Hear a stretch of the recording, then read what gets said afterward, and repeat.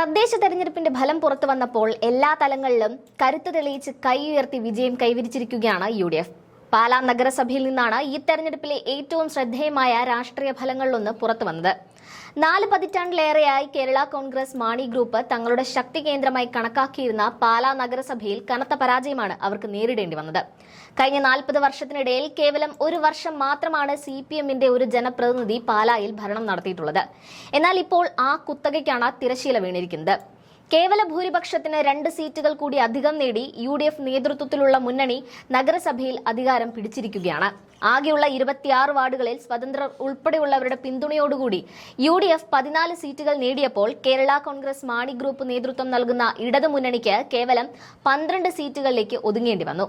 ഈ പരാജയം ജോസ് കെ മാണിയെ സംബന്ധിച്ചിടത്തോളം കേവലം ഭരണനഷ്ടം മാത്രമല്ല, ഇതൊരു വ്യക്തിപരമായ രാഷ്ട്രീയ തിരിച്ചടി കൂടിയാണ്. സ്വന്തം വാർഡായ 22ാം വാർഡിൽ പോലും 2 ചിഹ്നത്തിൽ മത്സരിച്ച അദ്ദേഹത്തിന്റെ സ്വന്തം സ്ഥാനാർത്ഥിയെ കൈപ്പത്തി ചിഹ്നത്തിൽ മത്സരിച്ച കോൺഗ്രസ് സ്ഥാനാർത്ഥി മലർത്തിയടിച്ചുവെന്ന വസ്തുത മാണി ഗ്രൂപ്പിന് വലിയ നാണക്കേടുണ്ടാക്കിയിരിക്കുകയാണ്. ഉയർന്ന ആത്മവിശ്വാസത്തോടെ തെരഞ്ഞെടുപ്പിനെ നേരിട്ട ജോസ് കെ മാണിയുടെ എല്ലാ പ്രതീക്ഷകളെയും തകർത്തെറിയുന്നതായിരുന്നു പാലായിലെ ജനവിധി. ഭരണവിരുദ്ധ വികാരം ശക്തമായി അലയടിച്ചതിനെ തുടർന്നുണ്ടായ ജനവികാരമാണ് തദ്ദേശ തെരഞ്ഞെടുപ്പിൽ LDFനെതിരെ പ്രതിഫലിച്ചിരിക്കുന്നത്. ഭരണ നേതൃത്വത്തിന് അടിതെറ്റിയതാണ് തദ്ദേശ തെരഞ്ഞെടുപ്പിലുണ്ടായ തിരിച്ചടിയുടെ കാരണമെന്ന് ജോസ് കെ മാണി തന്നെ പരസ്യമായി അഭിപ്രായപ്പെടുകയും ചെയ്തിരുന്നു. സ്വർണ്ണക്കടത്ത് വിവാദം അടക്കമുള്ള വിഷയങ്ങൾ തിരഞ്ഞെടുപ്പിൽ പ്രതികൂലമായി ബാധിച്ചുവെന്നും LDF തെന്നി വീഴുകയായിരുന്നുവെന്നും അദ്ദേഹം തുറന്ന് സമ്മതിക്കുകയും ചെയ്തു. പ്രതീക്ഷിച്ച വിജയം നേടാനായില്ല എന്നും ഭരണവിരുദ്ധ വികാരം തന്നെയാണ് ഇതിന് കാരണമായതെന്നും അദ്ദേഹം സ്ഥിരീകരിച്ചു. എന്നാൽ ഇതിനെല്ലാം ഉപരിയായി പാലായിൽ ജോസ് കെ മാണിക്ക് ഏറ്റവും വലിയ തിരിച്ചടി നൽകിയത് ബിനു പുളിക്കക്കണ്ടം എന്ന നേതാവിന്റെ ശക്തമായ രാഷ്ട്രീയ തിരിച്ചുവരവാണ്. പാലാ നഗരസഭയിലെ ചെയർമാൻ പദവിയെ ചൊല്ലി 2020-25 കാലഘട്ടത്തിൽ CPM പ്രതിനിധിയായിരുന്ന ബിനു പുളിക്കക്കണ്ടത്തെ അംഗീകരിക്കാൻ കഴിയില്ലെന്ന ജോസ് കെ മാണിയുടെ പിടിവാശിക്ക് മുന്നിൽ CPM അന്ന് മുട്ടുമടക്കിയിരുന്നു. പിന്നീട് സ്വതന്ത്രയായി വിജയിച്ച ജോസിൻ ബിനോയിയെ ചെയർപേഴ്സണായി തെരഞ്ഞെടുക്കുകയാണ് ചെയ്തത്. എന്നാൽ അവിടം കൊണ്ടും അവസാനിച്ചില്ല ജോസ് കെ മാണിയുടെ നീക്കങ്ങൾ. ബിനുവിനോടുള്ള വ്യക്തിപരമായ പകയുടെ പേരിൽ അദ്ദേഹത്തെ ആത്യന്തികമായി CPMൽ നിന്ന് പുറത്താക്കുവാനും ജോസ് കെ മാണിക്ക് സാധിച്ചു.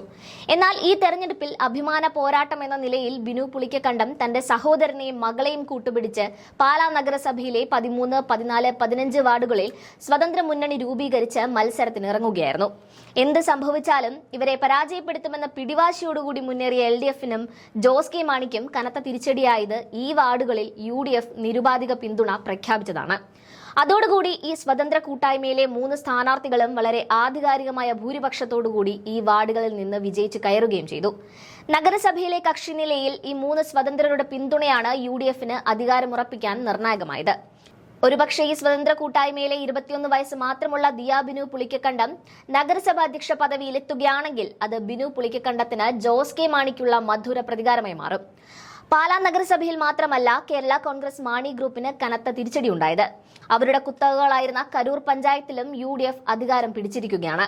2024 പാർലമെന്റ് തെരഞ്ഞെടുപ്പിൽ പാലാ നിയോജക മണ്ഡലത്തിലെ 13 തദ്ദേശ സ്ഥാപനങ്ങളിൽ കേരള കോൺഗ്രസ് മാണി ഗ്രൂപ്പിന്റെ സ്ഥാനാർത്ഥിക്ക് ലീഡ് സമ്മാനിച്ച ഏക പഞ്ചായത്ത് കൂടിയായിരുന്നു കരൂർ.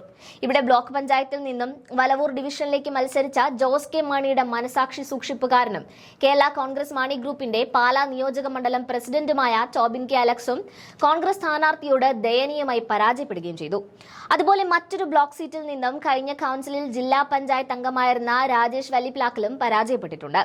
കരൂരിലെ ദയനീയ പരാജയം പോലെ തന്നെയാണ് മാണി ഗ്രൂപ്പിന് അവരുടെ മറ്റൊരു ശക്തി കേന്ദ്രമായ കൊഴുവനാൽ പഞ്ചായത്തിലും ഉണ്ടായിട്ടുള്ള കനത്ത തിരിച്ചടി. അവിടെ ചരിത്രത്തിൽ ആദ്യമായിട്ടാണ് കോൺഗ്രസ് അധികാരത്തിലേക്ക് എത്തുന്നത്.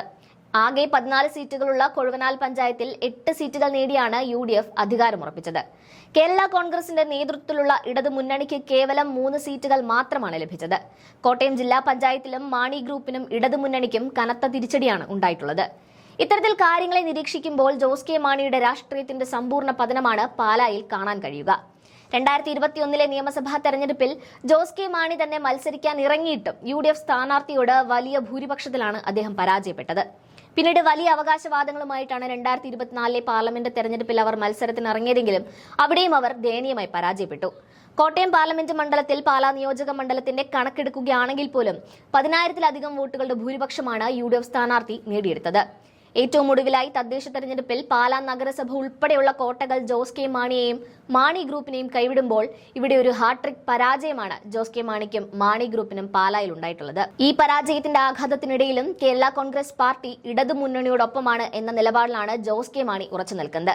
എന്നാൽ ഈ പരാജയങ്ങളോടുള്ള അദ്ദേഹത്തിന്റെ പ്രതികരണം തികച്ചും പ്രതിരോധപരമായിരുന്നു. UDF ക്ഷേമ പെൻഷൻ വിതരണത്തിൽ കൈക്കൂലി എന്ന ആരോപണം ഉന്നയിക്കുന്നതിനെ വിമർശിക്കുന്നതിലും പല സ്ഥലത്തും UDFും മറ്റ് കക്ഷികളും തമ്മിലുള്ള അവിശുദ്ധ കൂട്ടുകെട്ടാണ് പരാജയത്തിന് കാരണമായതെന്ന ദുർബലമായ വാദങ്ങൾ നിരത്തുന്നതിലും അദ്ദേഹം ഒതുങ്ങി. എന്നാൽ UDF വിട്ടുവന്ന ശേഷം സംഘടനാപരമായി പാർട്ടിക്കുണ്ടായ ക്ഷീണത്തെക്കുറിച്ചും അദ്ദേഹം സൂചന നൽകുന്നുണ്ട്. ഇത്തരത്തിൽ കാര്യങ്ങളെ വിലയിരുത്തുമ്പോൾ ജോസ് കെ മാണിയെ സംബന്ധിച്ചിടത്തോളം അദ്ദേഹത്തിന്റെ രാഷ്ട്രീയ ജീവിതത്തിലെ ഏറ്റവും വലിയ പ്രതിസന്ധിയാണ് ഇപ്പോൾ അഭിമുഖീകരിക്കുന്നത്. ഇതിനെ എല്ലാം മറികടക്കുവാനുള്ള കരുത്ത് ജോസ് കെ മാണിക്കോ അദ്ദേഹത്തിന്റെ രാഷ്ട്രീയത്തിനോ ഉണ്ടാകുമോ എന്ന ചോദ്യമാണ് ഇപ്പോൾ കേരള രാഷ്ട്രീയത്തിൽ സജീവമാകുന്നത്. കാരണം പാലായുടെ മണ്ണിൽ LDFിനൊപ്പം ഇനിയും നിലയുറപ്പിച്ചാൽ തിരിച്ചുവരവിന് സാധ്യതയില്ലാത്ത വിധം ജോസ് കെ മാണിയുടെ രാഷ്ട്രീയവും മാണി ഗ്രൂപ്പിന്റെ രണ്ടിലെ രാഷ്ട്രീയവും അപ്രസക്തമാകുകയാണെന്ന് വേണമെങ്കിൽ നമുക്ക് ഈ ഘട്ടത്തിൽ വിലയിരുത്താവുന്നതാണ്. തുടർച്ചയായ 3 തെരഞ്ഞെടുപ്പുകളിലെ ദയനീയ പരാജയത്തിന്റെ പശ്ചാത്തലത്തിൽ രാഷ്ട്രീയ അതിജീവനത്തിനായി ജോസ് കെ മാണിക്ക് ഇനി UDFിലേക്ക് ഒരു മടങ്ങിപ്പോക്ക് മാത്രമായിരിക്കുമോ മുന്നിലുള്ള ഏക സാധ്യത എന്നൊരു അനുമാനം രാഷ്ട്രീയ നിരീക്ഷകർ പങ്കുവയ്ക്കുന്നുണ്ട്.